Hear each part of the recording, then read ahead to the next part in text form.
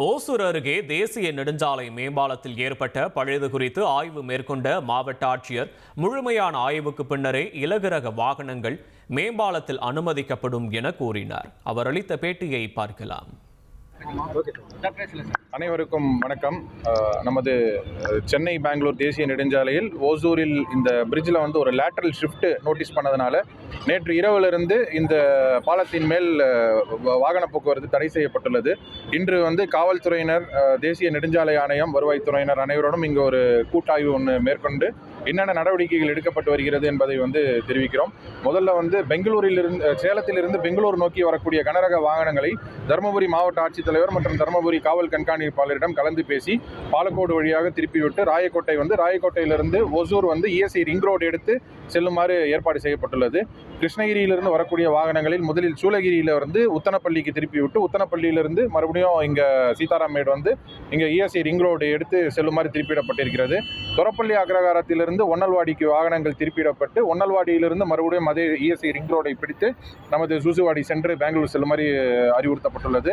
அது இல்லாமல் இந்த சீதாராமேடுலேயும் வாகனங்கள் மறுபடியும் இஎஸ்ஐ ரிங் ரோடில் திருப்பி விடப்பட்டு சூசுவாடிக்கு அங்கிருந்து பெங்களூர் செல்லுமாறு ஏற்பாடு செய்யப்படுகிறது.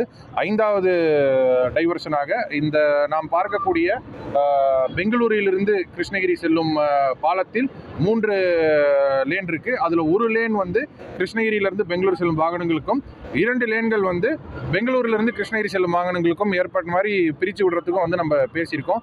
அது இல்லாமல் நம்ம இந்த நகாய் அவங்கள வச்சு டிராஃபிக் வார்டன்ஸ் அடிஷ்னலாக டிப்ளாய் பண்ணி ரோட்டுக்கு நடுவில் போட வேண்டிய பேரிகேட்ஸ் எல்லாத்தையுமே போட்டு அந்த இடத்துல சேஃப்டி பேரமௌண்ட்டாக ஃபர்ஸ்ட் இம்பார்ட்டன்ஸாக வச்சு அதுக்குண்டான வேலைகளையும் நம்ம பார்த்துட்டு இருக்கோம்.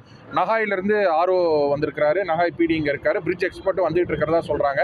அவங்க ஒரு 48 மணி நேரம் இந்த பாலத்துடைய ஸ்திரத்தன்மையை பார்த்து பாலம் உறுதியாக இருக்கும் பட்சத்தில் லைட் வெஹிக்கிள்ஸ், இலகுரக வாகனங்களை அலோவ் பண்ணலாம் அப்படின்னு சொல்லியிருக்காங்க.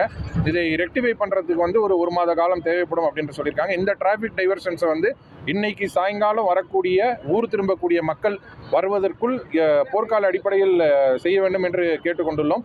அதற்கு மாவட்ட நிர்வாகத்தின் சார்பாக அனைத்து ஒத்துழைப்பும் கொடுப்போம் என்றும் சொல்லியிருக்கிறோம். அதனால் கூடுதலாக காவலர்கள் மற்றும் கூடுதலாக டிராஃபிக் வார்டன்ஸை நியமித்து இந்த ஒரு இக்கட்டான சூழ்நிலையை சரி செய்வதற்கான அனைத்து பணிகளும் போர்க்கால அடிப்படையில் நடந்து வருகிறது என்பதை தெரிவித்துக் கொள்கிறேன். ட்ரெண்டை ஃப்ரெண்ட் ஆக்கிக்கோங்க.